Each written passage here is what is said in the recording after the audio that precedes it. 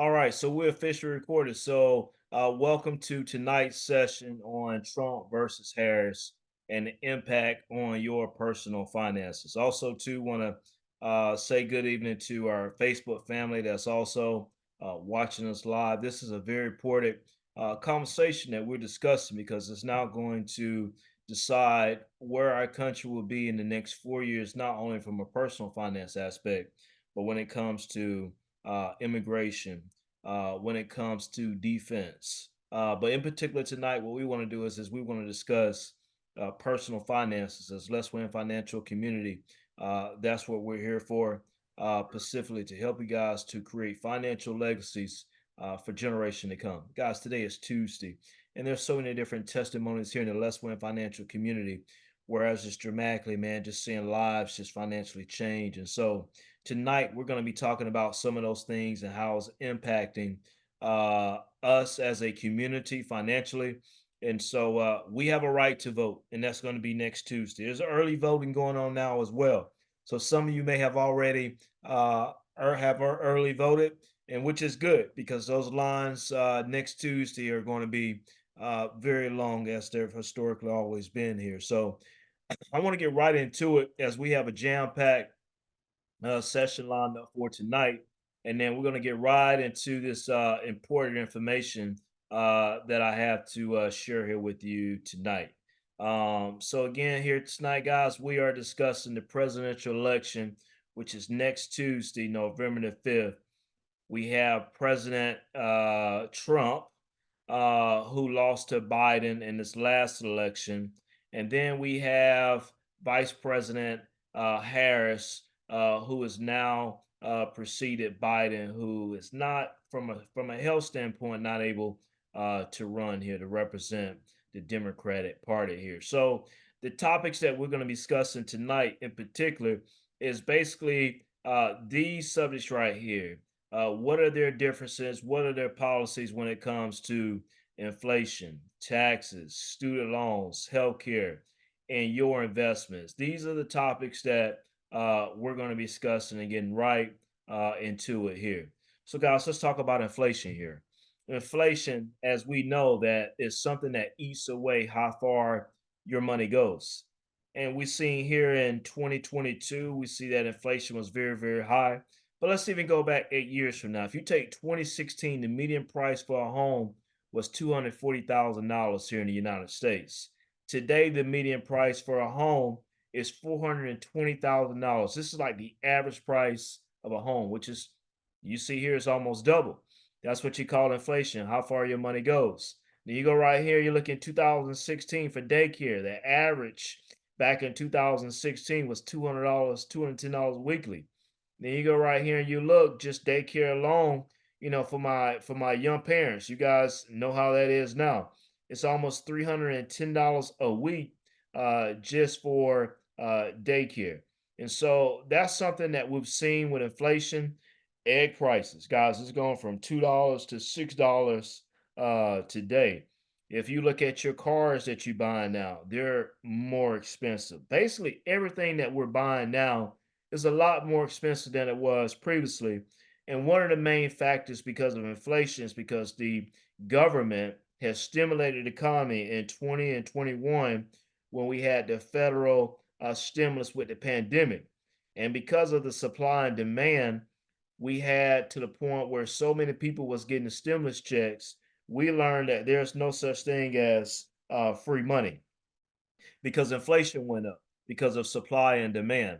And when supply and demand, because it was impacted, then we saw that prices just got to be outrageous. So the Federal Reserve, what they did was is they start raising interest rates to make things more even expensive, raising interest rates on houses to ensure that now you can't necessarily it won't be motivated to buy a house and compete with 50 other people on a house to drive the price up.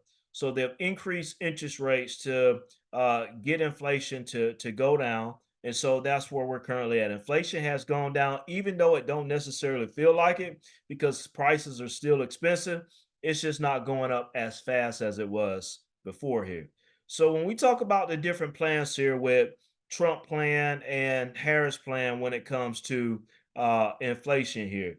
I just kind of want to talk about this here a little bit here. So Trump plan in itself right here is to stimulate oil and gas as far as his plan of attack for inflation.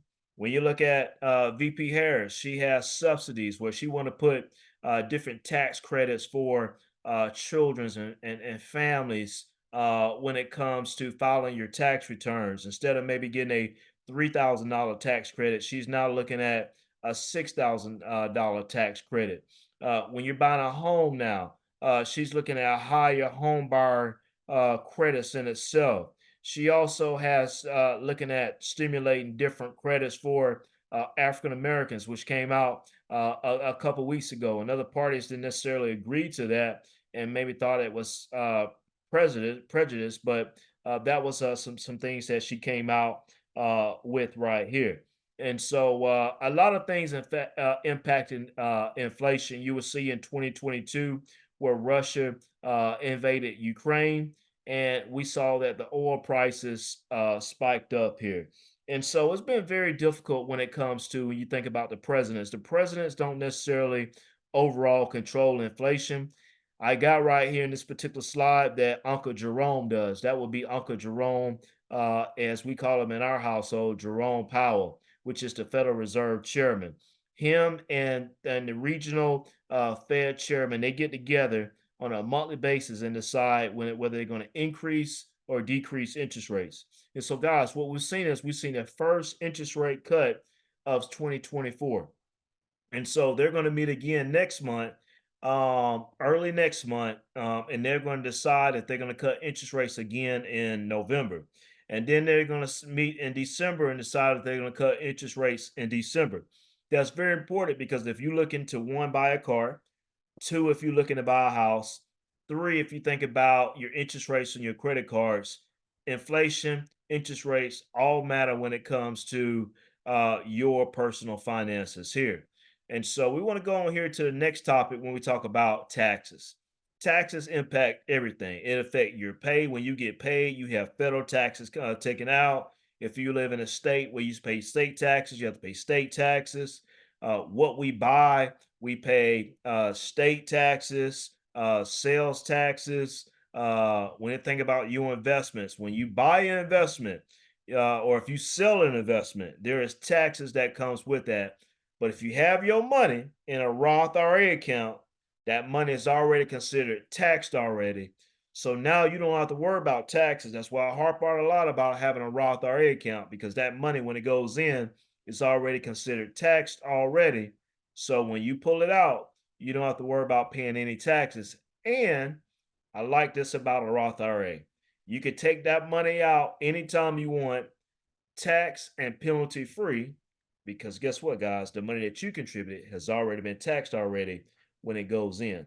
And so when it comes to investments, if you don't have a Roth IRA, if you have a long-term capital gain, which is if you have an investment over 12 months, there's taxes that you're gonna have to pay, generally about 15%. If you have an investment less than 12 months, you're gonna be paying what we call a short-term capital gain. And that's going to be based on whatever your ordinary income tax rate is going to be, whether that's 22%, 24%, those certain tax brackets. Now, when it comes to taxes here, right? Trump, his plan is to extend the tax cuts. But guys, back in 2017, when President Trump came into office, he eliminated individual taxes on individuals and corporate taxes. So, guys, the stock market really loved that because people had more money in their paychecks to spend money. Corporations, when they got their tax cuts, they had more money to spend on jobs, to spend on research. And so the economy was got in a very, very big boom.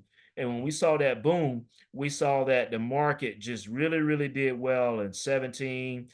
18 was down a little bit, but 19 and 20 was an economic boom here. But Trump plan when it comes to taxes, not only do he want to extend and further cut corporate taxes, but he also want to eliminate taxes on Social Security. So if you're a Social Security recipient and you get money on a monthly basis, believe it or not, guys, if you're not on Social Security, people on Social Security they pay taxes on the money that they've paid into this particular program.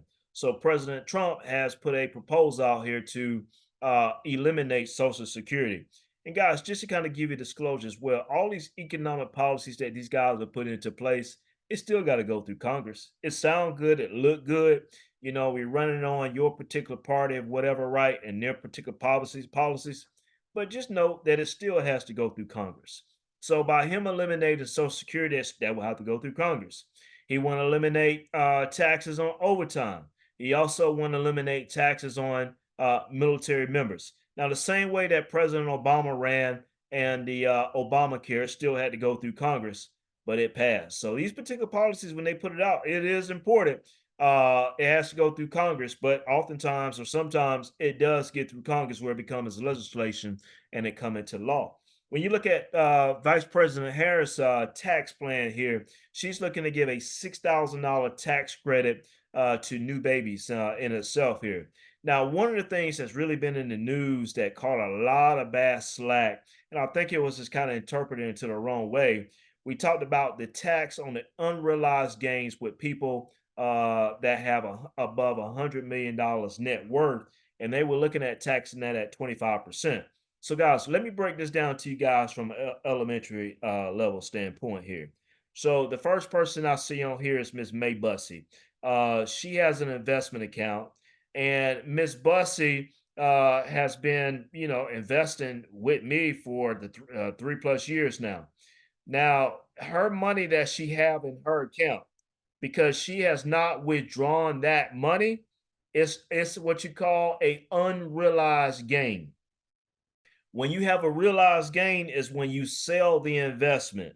So President Harris is proposing, I mean, if you bought a house, or let's say, for instance, you bought Apple stock at $100, and now that Apple stock is worth $1,000 and you haven't sold it, it's an unrealized gain. Vice President Harris, what she's basically saying here on unrealized gains, that she would tax 25% of that difference from $100 to $1,000. Here's a stipulation to this here, and what the media was driving it wrong and crazy, and it just didn't really put a price tag as far as who did it really target. It was really targeted to anyone that had $100 million net worth. And guys, that's not just millionaires; those are what you call billionaires wealth standpoint. So she's looking at as far as taxing from the top and bringing it down. So if you guys think about this here from a Republican to a Democrat view in itself, President Trump is pro growth. He's looking at stimulating, growing the economy. When you look at it from a Democratic standpoint, it's a socialism viewpoint, making sure that we taking care of the middle class and the poor, and then oftentimes the taken from the top, they're the ones that's actually getting taxed a lot more than the U.S. population. I just remember my boss one year had this one particular statement and how he kind of described the difference between a Democrat and a Republican. He said, "Well, son, if I was sitting in front of the house here and you mowed the grass, and I was to pay you, and then the man across the street, if he didn't do any work, then you will have to also pay him a portion of the amount of money that you or the amount of work that you pretty much perform in this here." So he's a big Republican, and that's pretty much how they think here. Alex, I see you have your hand up. You got a question, good brother? I don't know if that was a mistake. Okay, we'll hold some questions to the end here. But with President Harris, that's one of her proposals to have a unrealized gain here. So, guys, here's another big proposal that she has as well. Normally, if you're starting a business, you can have what we call right now startup costs for a business as a tax deduction. You have $5,000 tax deduction for any new businesses. So, what Vice President Harris is proposing is for anyone that's starting a new business, that's now going to go up, or that's what she's proposing. Instead of a automatically $5,000 tax deduction, you can get up to $50,000. Now, that doesn't include any of your business deductions that you claim when it comes to mileage and putting your kids on and meals and things of that nature, right? But she's talking about startup costs for new businesses in particular, where you can get currently right about now a $5,000 tax deduction. But her proposal is to move this up to $50,000 here. All right. The next subject I want to talk about here as far as how these particular plans, economic policies will impact your particular dollars, in particular your personal finances when it comes to student loans. It's been a very big topic during the President Biden administration. And guys, believe it or not, I've been a witness of it. I've had so many members have had these student loans forgiven under the President Biden administration. And so with Trump, if he gets elected next Tuesday, more than likely the student loan forgiveness will likely end of some of the different policies and systems that President Biden currently have in place in order for people's student loans to be forgiven. Now, Harris, her objective on this was still to continue the Biden administration fight for the student loan forgiveness through the Supreme Court. Just saw just last week where President Biden administration is looking to continue to do another load of student loan forgiveness for federal government workers who've worked in the federal government for 20 plus years. And we've known that the public loan forgiveness have not really been an intuitive system to really use as far as processing and understanding it. And so, man, I've had teachers that come to me with over $200,000 in student loans that have their student loans forgiven. So it's been a very success here. It's been a fight for President Biden. Unfortunately, everyone that has applied for the student loan forgiveness when it was up to that $20,000 forgiveness that they were looking to forgive, and the Supreme Court fought it back and denied it. But President Biden is using some of his executive powers to be able to help people, consumers, eliminate their particular student loans here. So also, President Vice President Harris is looking at working with student loan lenders and being able to help people with different programs to help lower their student loan payments, because people are still not ready to pay back their student loans. We had what we call here, if you see at the bottom of this particular slide, is called on ramp.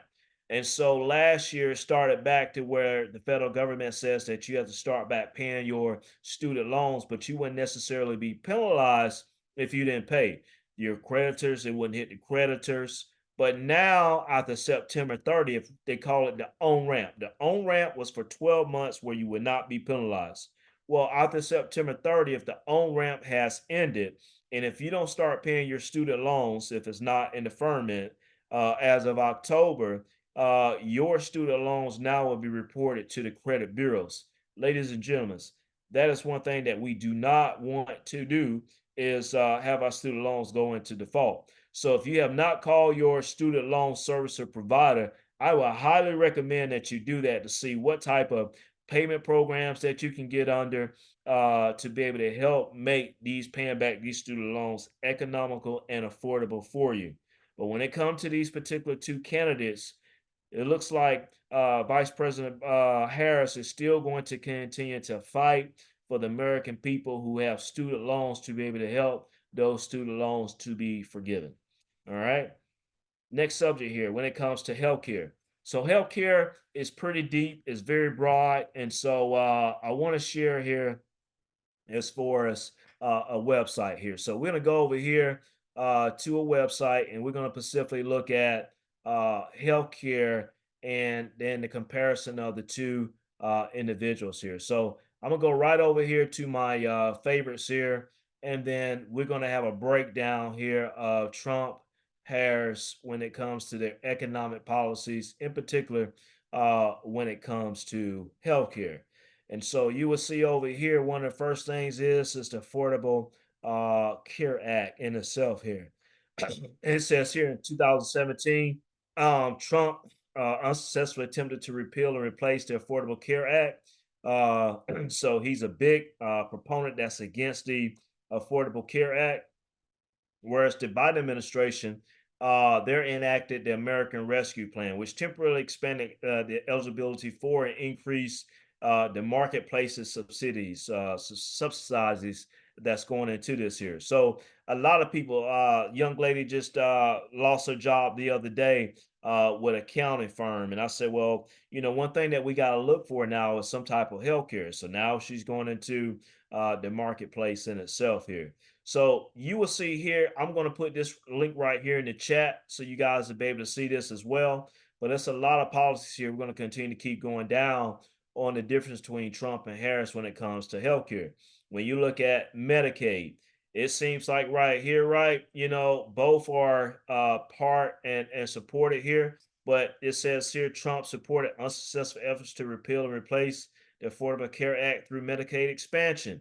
When you go over here and you look at Harris, she's championed Biden-Harris administration efforts to reduce maternal mortality. We're going to be talking about abortion here in a few minutes on their particular different views here. But you can read a little bit further when I put this right here into the chat, and you'll be able to copy it on the differences when it comes to Trump and Harris when it comes to Medicaid. And guys, if you don't know the difference between Medicaid and Medicare, I want to give you this one particular analogy right here. Medicaid, it will be someone uh, that will have a special disability. Like for instance, my brother-in-law, he has Down syndrome, so he is on Medicaid. My mother-in-law is on Medicare. I look at care as older, aid as in disability. So my mother-in-law is approaching 80 next year, so she's on Medicare. So Medicaid goes out to people with disabilities in itself here. So you can look at the different policies and where they come from on this here. Now, the abortion, guys, we see what it is here. Red versus blue. We kind of know sort of how that works when it comes to who support what. You will see right here, Trump, he took credit for overturning Roe versus Wade. Some people may not know what's Roe versus Wade in itself here. And I got an article as well that I can show you guys on the Roe versus Wade, because I think this is something, man, that they maybe teach in school, but we totally forget about it. But I just kind of want to show you here really quick on the Roe versus Wade and what it really means here as we talk about abortion right here, right? So, guys, this right here in 1973, the U.S. Supreme Court recognized a woman's constitutional right to an abortion in Roe versus Wade. So they pretty much in this particular case right here, they approved abortion here and right here in 1973 in this one particular case here called Roe versus Wade. And so the woman that actually filed this here, her name was Norma McCorver, but she went by anonymous name of Jane Roe in the court documents. So when you see Roe versus Wade, it was because of this lady here being anonymous, and the Supreme Court approved it here where women can have abortions here. So when we talk about, that's just kind of like a quick synopsis of when it comes to Roe versus Wade. So when it comes to right here, when it talks about Trump here, right? When he overturned Roe versus Wade, it's pretty much it's like the Republicans are against abortion, whereas the Democrats are more, I won't say that they're like for it, but they allow it to happen a little bit more freely than the Republicans can. We've seen it here in the different debates as far as how long different women can go when it comes to how long they can actually have the baby within them. But I won't go too deep into this here. Again, I'm gonna put this link right here into the chat, and so you guys will be able to go a little bit further into detail and look at this here and see what this and dive down further into this right here. So I'm gonna go ahead right here and put this into the chat so everyone can have it. And so we're gonna continue our look when it to healthcare when it comes to Trump and Harris, the difference between what's their policy. So this is the abortion side of the house. I just sent you guys the link to everything that we're going through here now. Contraception, I won't really get into that. Maternity care. He signed a Preventing Maternity Deaths Act in 2018. She's been a long-term leader in maternal health. And so you guys can read a little bit further here.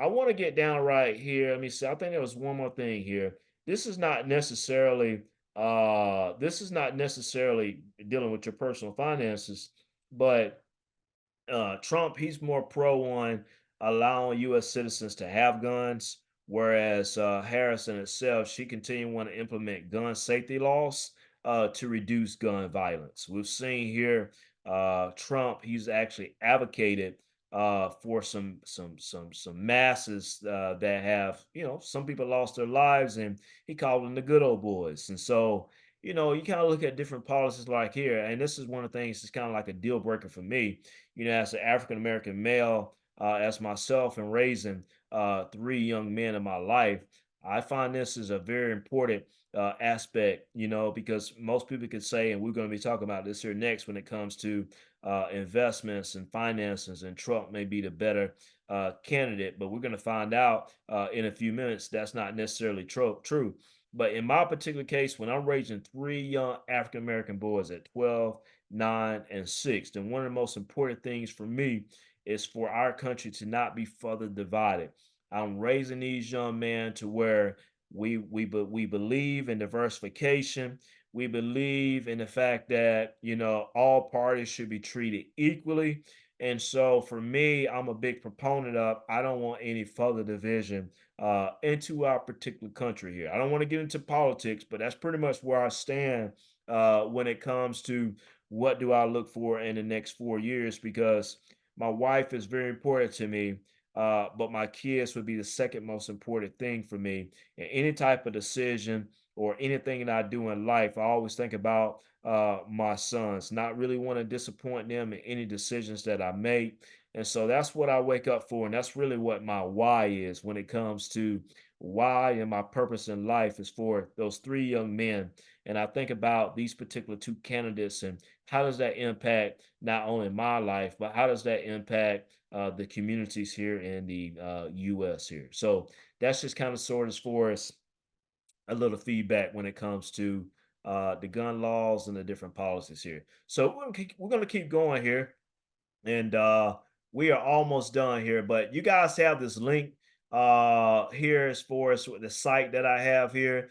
You can go and look at further more information, the difference between Trump and Harris on public health, prescription drug prices. They're given into detail here. Here we see the Medicare. Again, this is for older individuals. Healthcare costs. You got the difference here. So it is in the chat. For the ones that's watching this on YouTube on the recordings, you can just request the link from me, and then I will be able to email this here to you as well. And so, guys, the last thing I want to talk about is the investments. What are the policies when it comes to Trump and when it comes to Harrison itself here? And so we've seen here with Harris, we've seen that she wants to tax unrealized gains, but those unrealized gains are on individuals that have $100 million net worth. Now, what I do want to share here with you is most people feel like that since President Trump will be cutting corporate taxes, that's going to be very good for the stock market. But what I do want to share here with you guys, this is a pretty cool, interesting article that I want to share here with you when it comes to the stock market performance under a Democrat and under a Republican here. So this is just uh, information that you guys could use to put in your particular toolbox. It says stock market performance by a U.S. president. Which party gets better returns? And so, whatever party that you're affiliated with, you would probably say the blue, or if you part of the red, you would say the red. But I got some facts here and some information, some data that I want to share here with you. And so, if you look right here, right, according to this research firm here, right, I want to highlight this right here because this is pretty interesting here. This right here pretty much tells us since 1947, the average annual return under Democrat presidents is 10.8% versus a mere 5.6% under Republican presidents. And so you guys may not have known that, but to break this down right here, historically, the stock market has performed better under a Democrat versus a Republican. So Democrats historically have had a better return when it actually came to the stock market versus a Republican here. And so I also want to pinpoint this right here to you as well. It says the best stock market performance by a president in the World War II era is my man, Billy Clinton. All right. Billy Clinton had a bipartisanship as Newt Gingrich was his Speaker of the House. But guys, during his presidency, right, the S&P 500, that's what we call the stock market, it was a whopping up 210% in his two-term presidency from 1993 to 2001. So over those 8 year guys, this is where a lot of economic wealth was built. And check this out. Imagine if you knew Let's Win Financial from 1993 to 2001 to really show you what to invest in like you're investing now. But we always say this right here. The best investment may have been 20 years ago, the second best investment is today. I also want to pinpoint this right here as well. It tells us too the second best return under U.S. president that would be Barack Obama on his 8 year tenure when the S&P 500 was almost up 200. I'm sorry, was up 189% from 2009 to 2017 here. Guys, this was another year where we could have built some economic wealth because during President Obama's when he originally came in, with President Bush, November, December, guys, we was losing over 200,000 jobs per month. We was in a recession. President Obama came in January, start signing these executive orders when it comes to the Dodd Frank Act, when it allowed for banks to not just issue out any loans to any particular lenders or particular corporations or individuals. And we saw the stock market just continue just to boom during President Obama's history here. Want to share this here with you as well because this is important. You can actually see right here the best stock market returns by president. And you will see right here was the first one was in 18 and 92 here, Clinton in 92 in his 4 years. These are based off the 4 years, right? From 92 to 96. It was averaging, guys. This is averaging per year. It was averaging 18.1%. Now take this into effect here, guys. We got these savings accounts, and that's why I say, man, you can't save your way to wealth. Emergency fund is emergency fund. It's good for your emergencies. But if you're trying to build wealth, you cannot build wealth in a savings account. So you're talking about 18% average per year under President Clinton here in 92. And you go right here and you look at the second best returns. You look at Reagan in 84, it was averaging 17.6% per year. Then you go right here and you look at President Obama in '08, and I'm telling you guys, this is some very strong economic years right here. We're looking at that the stock market was averaging almost 17% per year when he came in right here in '08. And then you will see Clinton here in the second term in 96, it was averaging 16.5. You will see right here the one term that Trump was in right here in 16, from 16 to 20, stock market was averaging 12.6%. So a lot of people like debate between President Obama, Clinton, and things of that particular nature here, right? But the Democratic Party, guys, as we see here, has had better returns than the Republicans here. Now, granted, there has been more Democratic presidents than they have been Republicans. But you may hear some colleagues or you may hear some people to say, hey, look, from an economic view, President Trump policies may favor a stronger economy, but do not get it twisted because when President Biden became the president, that was one of the sentiments was the stock market was going to go down. The stock market was very strong in the very first 6 months of President Biden administration. But of course, we ran into the point where after the fiscal stimulus had been issued over to us, we saw that in 2022 where we saw inflation at very high. June of 2022 we saw inflation at the highest point that has ever been, which was in June of 2022 at 9%. Now inflation is going down over to inflation is going almost down to back to 3%. And so that's very, very important here when it comes to where our economy is headed. Just because that a policy may favor economic policy when it comes to favoring the stock market, man, look, it do not matter who is in the presidency, because I would tell you guys this right here. The stock market is going to continue to keep doing what it's been doing historically over time. And I'm here to tell you guys right now, all it's been doing in 2024 and what it will continue to do in 2025, whether it's Trump whether it's Harris, that market gonna continue to keep printing money. And I'm gonna give you a few things here of why the market is going to continue to keep printing money here. This is a very good article on this here. I just want to share this here with you really quick and just kind of show you. So, guys, when I say a bull market, when this say a bull market, the reason why they get a bull market, I want you guys to remember this here, right? And this is a very good analogy. How does a bull fight? A bull fight upwards, right? When they say that when a bear market, if you look at a bull, I mean a bear, when a bear fights downward. A bull fights upward. So a bull means that the market continues, the optimism is for it to go up. A bear market means that the market is going to go down. And so here's a very great article here where it says 7 reasons this bull market is alive and will continue to keep doing well. All right.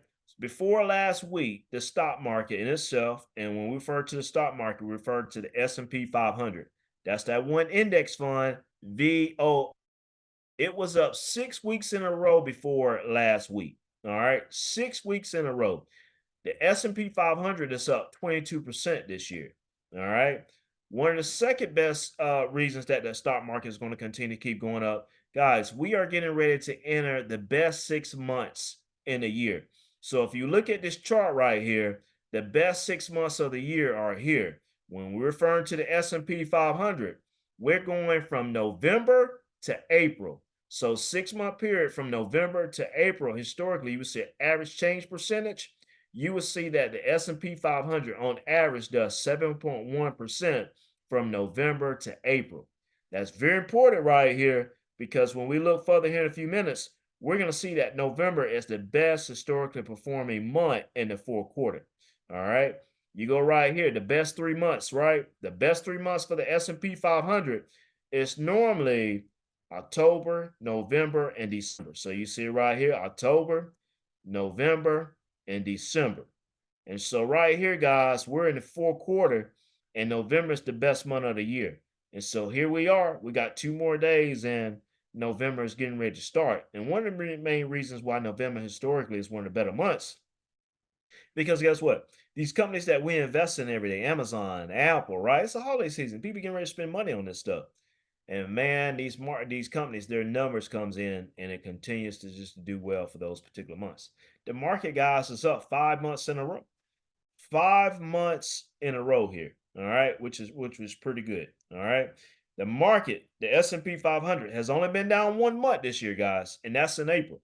That's unprecedented. That's why I'm telling you, we're having a banner year when it comes putting your dollars to work. It's up 10 of the 11 months. That also represents that it's bullish. Bullish means that it's going to continue to go up. And guys, the last one here, this isn't a old bull market. It's only 2 years in when we look at a bull market here, right? And so a bull market means that if the stock market goes up every year. So if you think about it, stock market was up in 2023. The stock market is up in 2024. So those are every time it go up, that's considered it's in a bull market. So we're in year 2 of the bull market, and a bull market averages 7 years straight. So with here's another key factor. With interest rates going to continue to come down, with inflation slowing, right? We're going into a economic boom. So you need to continue to have your dollars in position to go and make money for you and you need to have as many employees that you can have when it comes to your Roth IRA, your brokerage account, investment accounts for your kids, your 401k accounts, real estate, business, land, you real estate, you name it. These are your employees that's going to work for you because guys, the real estate market is getting ready to take off as well. It's getting ready, those prices getting ready to go up because when interest rates go down, that means that prices for the demand is going to continue to go up, and sellers, they are going to continue to keep raising their prices. Guys, I'm not sure if you've been watching Bitcoin, but Bitcoin is almost at an all-time high.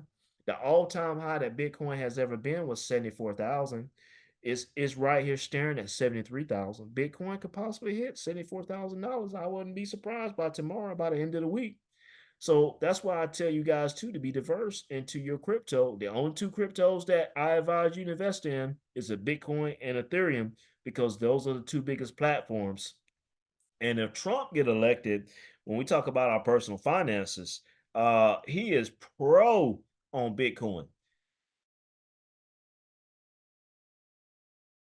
To well go over 100,000. We not be might not be able to control the election next Tuesday, but if he is elected, I will highly encourage you to be putting more money than what you're currently doing now into Bitcoin because he went to the Bitcoin conference and advocated to get Bitcoin going. His vice president Vance, he has well over $250,000 into Bitcoin, so they're going to continue to pump Bitcoin in itself here.